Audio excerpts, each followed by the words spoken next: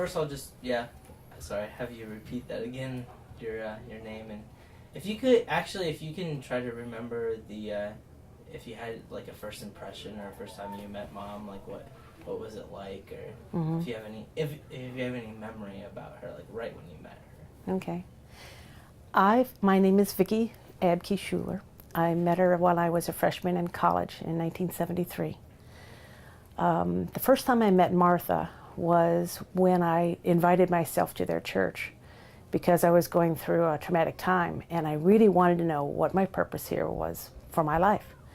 I didn't understand some of the things that were going on, and so I invited myself to the church, and it was called the Fellowship at the time. It was a very small Christian church that was all college students, and we were very focused on being in a live church because nobody wanted to be part of a dead church. My first impression of Martha was that she had the joy of the Lord. She was always smiling, but had a very serious relationship with him. And that really drew me to her. She seemed to be really grounded, and I was very fickle and really didn't know what direction I was going in. And so I was really drawn towards her because she had such a solid relationship with the Lord. And you were friends with her all throughout college. I mean, you spent a lot of time with her, didn't you? Yes, we did. In fact, her roommate, Patty Easterly Hoon, and she were roommates. And my roommate and I lived across the street, across the hallway in Harshman Quadrangle at Bowling Green State University. And we had some great times together. We played intramural softball. And in fact, your dad was our coach. Imagine that. And she'd really join in. And when we'd finish the games, Larry would put us on his shoulders sometimes and carry us up these 4 flights of stairs in a stairwell singing John Denver songs at the top of his voice. And Martha just loved that. She would just giggle all the time about him. But there was one thing I wanted to share with you near the beginning of my relationship with Martha that I think maybe you don't know of. And it goes back to the serious joy that she had. Our church was very serious about our relationship with Jesus. And a lot of us had baggage and different things that we were going through. But one of the funny things was our church was so serious that it didn't really matter what it looked like. But at the time, we were very covenanted relationally with our pastor. And we had read the verses about being covered and about being, having a relationship with God where you felt secure. And part of that was feeling covered as single women, that Martha and I were. And so the practice is that you needed a head covering. Well, we took these doilies that were about the size of a dinner plate that was all lace, and we'd put them on top of our head and kind of pin them on there because that, to us, was a covering. And we were covered under Christ until we were either married or in a deep relationship with a discipler.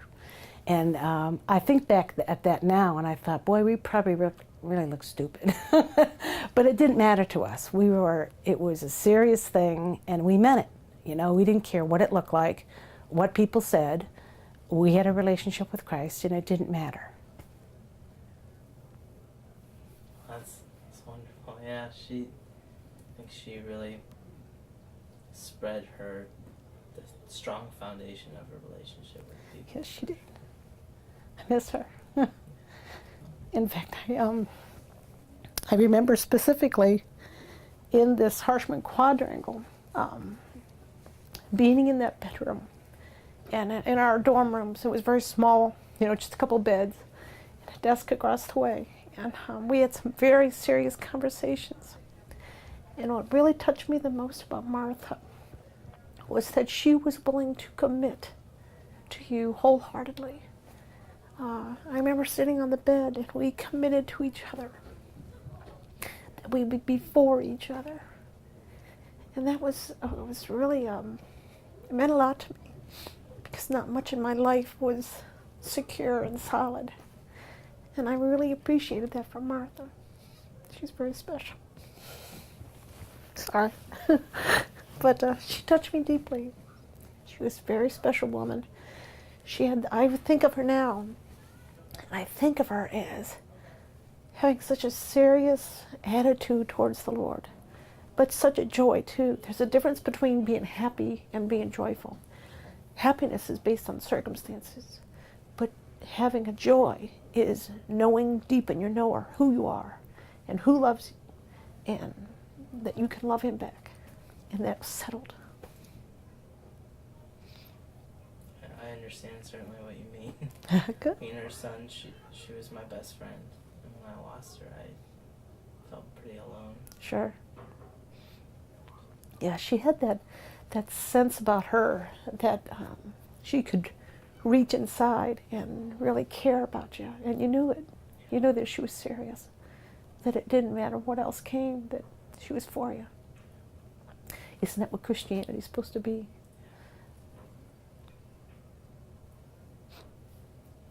Well, thank you. Do you want to share anything else? Or?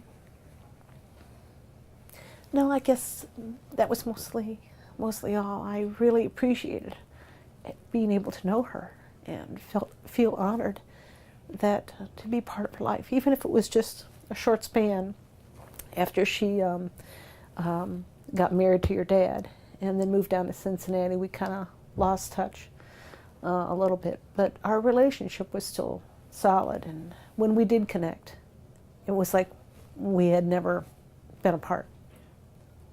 It was great. She was a beautiful woman. You're very fortunate to have her as a mom. Not all moms care for their kids like Martha cared for you. It was very genuine and very deep, and you could tell that nothing could tear that apart. Well, we'll all get to reconnect with her. That's right. Someday. That's right. Feel like we never were apart again. Exactly. Like old home week. You know, even the people that, like with your dad, you know, when we touch base now, it's like that. It's like, so Larry, when's the next intramural baseball game? It's like that. As you get older, you'll appreciate your relationships now. And just stay in touch with all the friends and family that you have now. And even though family bugs you sometimes, it's important to value them, because not many people have the relationship that you do have with your mom and with your dad. Ones that really care and will be willing to do anything for you.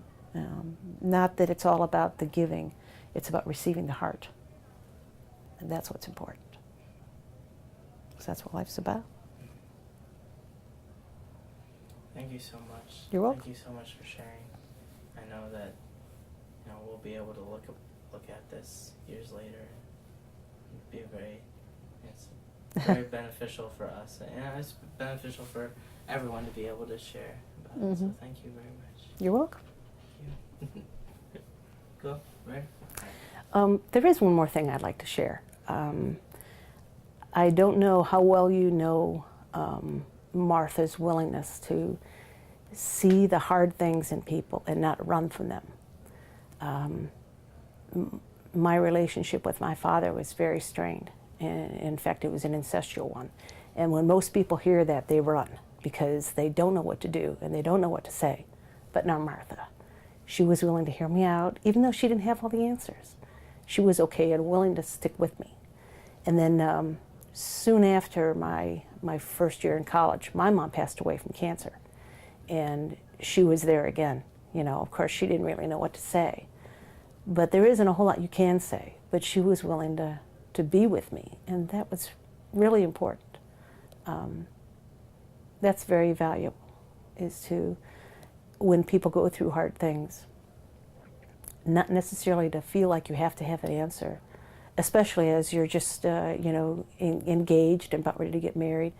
Women like to vent, and they need to vent. They need to be able to get it off their chest, even if the husband, really wants to fix it. A lot of times things can't be fixed. It's something that the Lord needs to fix. But pointing her towards the Lord is very important, and that's what Martha did with me. she really pointed me towards God and helped me see that His love for me was first, best, and most, and to stick with it. So that's all. Thanks.